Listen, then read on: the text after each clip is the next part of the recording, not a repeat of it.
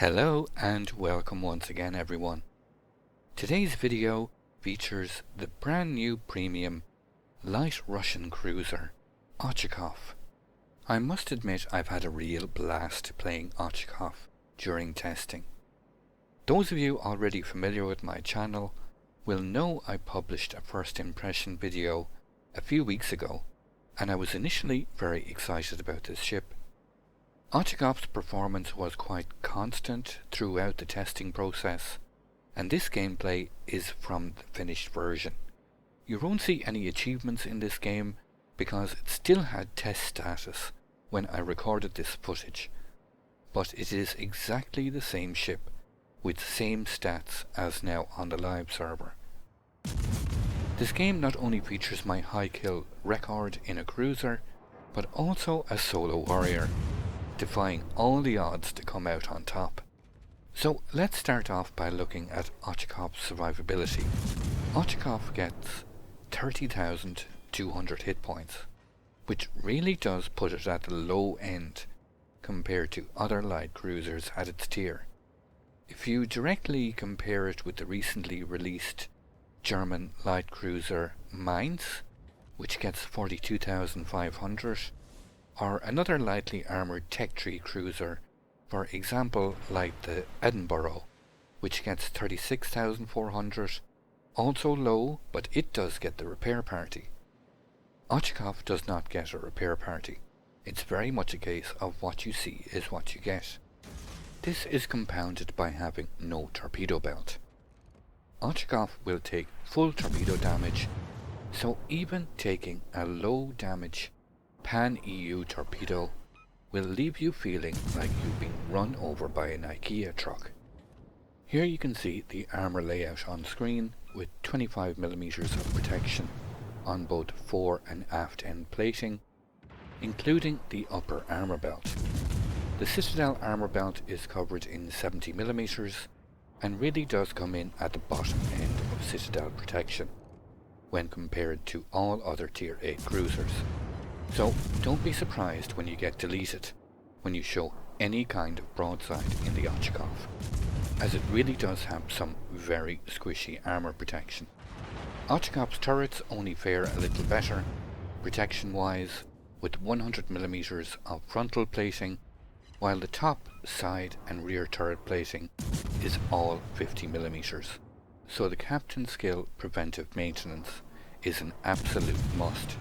That Byron is already burning and showing enough broadside for AP to be effective, and like most Russian cruisers, the AP is quite good despite the light caliber, so one should always take advantage when the opportunity arises to use it. When the Byron goes down, that's my first kill of this game. When it comes to the ship setup, this is the captain build I've settled on after testing a few different options. You'll notice I'm using Last Stand, which is normally a skill for destroyers, but because Ochakov's rudder is quite vulnerable to getting knocked out, I much prefer to use my damage control for fire control instead of being forced to repair steering gears, because not being able to effectively maneuver under fire can present real issues. Even splash damage from cruiser high explosive can knock out your steering, so I highly recommend using Last Stand. Here you can see the ship upgrades I'm using in what is a very solid build for Ochakov, allowing it to perform very well. There is a fantastic trade-off for all of this light armour however, and that comes with the main guns. Ochakov gets 4x2 152mm turrets, equally divided with 2 fore and 2 aft, with very good firing angles and a 180-degree turning time of just 13.1 seconds. Even fast-moving maneuverable targets like destroyers have difficulty avoiding these shells, and the mass goes down, switching quickly to the next target, German Byron, who's already under heavy fire pressure. These 152mm guns have a very nice reload speed of just 6.1 seconds.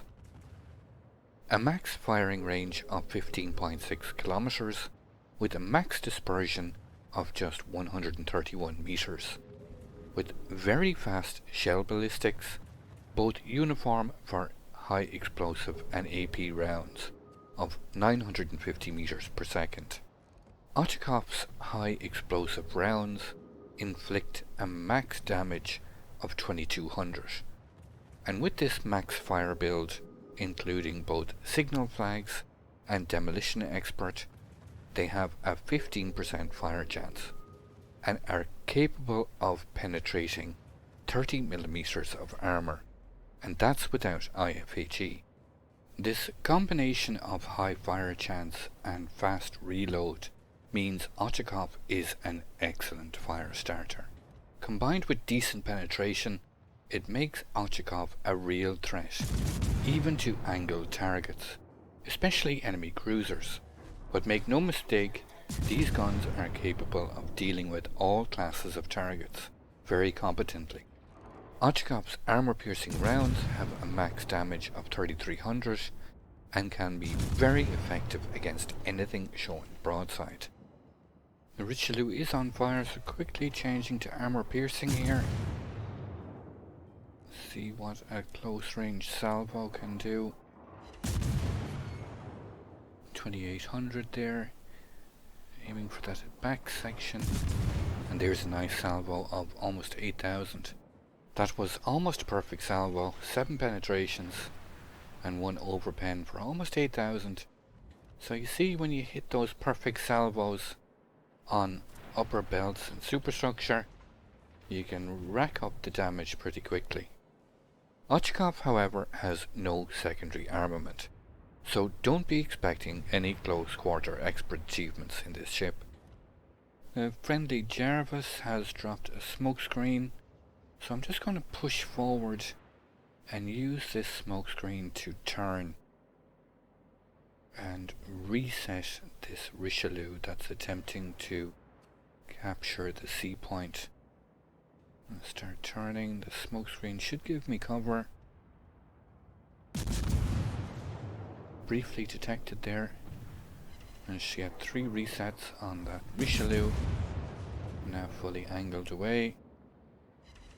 Do manage to set him on fire this time. The enemy Quebar is inside my radar range, and this 10 kilometer radar combined with 9.1 kilometer detection range is really quite deadly for destroyers.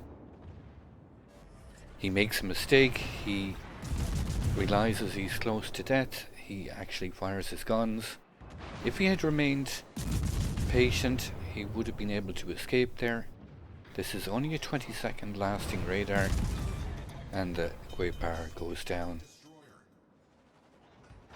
Taking some fire now from a bunch of ships there at the sea point. I am angled pretty well towards them. I'm going to keep pushing out towards this turpets that's occupying the flank. I thought about dropping torps on that Richelieu, but the angle was all wrong and he was retreating away behind islands. Ochakov gets a torpedo rating of 19 with 2 X5 launchers, 1 on each side, capable of inflicting a max damage of 15,100, with a max firing range of 8 kilometers and a torpedo speed of 56 knots and a reload time of 131 seconds. These torpedoes are far more useful than one might think. These torpedoes are quite stealthy and can only be detected at 1100 meters away. Ochakov comes with a very good concealment rating of 9.1 kilometers, and when being pushed or faced with approaching targets, it's quite easy to just go dark and drop torps, and due to their slowish speed, the target is usually comfortably inside their max range by the time they run out. You'll be surprised at how many opportunities arise during games to get use out of these torpedoes, outside of the usual close to islands ambush style, which is usual for most cruisers at this tier. There is no carrier in this game, so I wasn't able to show off Ochakov's anti-aircraft defences, and they're not bad. Ochakov gets an AA defense rating of 63 with a continuous damage of 222, 3 flak explosions per salvo, capable of 1610 damage, and a max firing range of 5.8 kilometers, and is further reinforced by having the defensive fire consumable as standard. It's not quite Baltimore and Cleveland levels of AA defense, but quite competent, and provides more than adequate defense against air assault, especially in a close support role. I would recommend against going all hands solo and getting isolated though, because of Ochakov's really light armour. Any planes that do manage to get through will cause a lot of damage.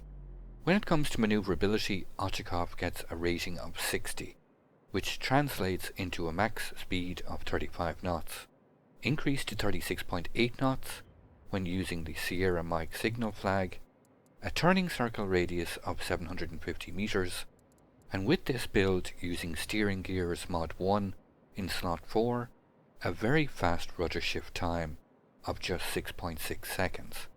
Making the most out of this great rudder shift time will be very important when it comes to dodging incoming fire, as evasion is your best tactic when it comes to tanking damage. Finally, stats wise, we come to the concealment, and here is where Ochakov stands head and shoulders above its Tier 8 competitors. As a matter of fact, even Tier 9 and Tier 10 cruisers, its only rival on this front is the British Tier 10 light cruiser Minotaur, with the exact same concealment at 9.1 kilometers when using a full stealth build. A real pivotal moment there where my friendly Dunkirk, with only 450 HP, manages to ram and take out the enemy Dunkirk, which was almost full HP. It's moments like these that can be the turning points in games. I've only mentioned Ochakov's consumables in passing so far. I wanted to give you an idea first of the basic stats before elaborating on these charges further. In update 0.9.4, only the premium versions will remain in game. So you get the damage control, of course, which needs no further explanation, and 4 charges of defensive AA, surveillance radar, and hydroacoustic search. The surveillance radar has a range of 10 kilometers and a duration of 20 seconds, which can be increased to 24 seconds with the surveillance radar mod from the armory in slot 2, but I prefer to try and mitigate the number of fires, simply due to having very limited hit points, and use damage control mod 1, but this is very much down to personal choice. If you plan on playing a lot in divisions with American destroyers, for example, being able to provide longer lasting radar from the cover of long lasting smoke screens will often prove a death sentence for enemy destroyers when caught in its range, and they will be caught often with this outstanding concealment of just 9.1 kilometers.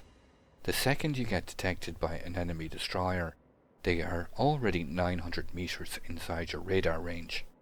This is an incredibly powerful weapon in Ochakov's arsenal. This ability to even stealth radar, capture points without even being detected, will ensure that Ochakov becomes quite popular, except with destroyer captains on the enemy team, that is. Being able to play closer to the front line increases the risk of torpedoes, and for Ochakov, torpedoes are especially deadly, having no torpedo belt. But with hydroacoustic search that detects ships at 5 kilometers and torpedoes at 3.5 kilometers, combined with this great rudder shift, it will allow you to pull off some really miraculous escapes. It's do or die time in this match. I'm up against 2 cruisers and 2 destroyers. The Perth is quite low. He is visible in his smoke screen. Angle towards the New Orleans. There's a lot of torpedoes coming in. I'm trying to finish this Perth quickly. Perth goes down. Just slip between that torpedo. There's another spread coming in. The hydro is really invaluable here. Fire on that Benson. He has repaired that fire. One more volley should do it. Benson goes down. New Orleans is showing quite a bit of broadside, enough from my front guns. Do manage to get a citadel. Set on fire. He is angled now towards me. There's more torps coming in from the Ognavoy. Slow down and angle in. Oh, very fortunate there. New Orleans goes down. That only leaves the Ognavoy. He's in the smoke. He has left his smoke screen. He's desperately trying to get in behind that island. I do manage to hit him there with a couple of shells. These are looking good. And the Ognavoy goes down. Underestimate the Ochakov at your peril. I'd like to thank you once again all for watching. Don't forget to like, share and subscribe for more. Take a moment to check out some of my most recent videos and leave a comment below. And until the next time, keep sailing it like you stole it.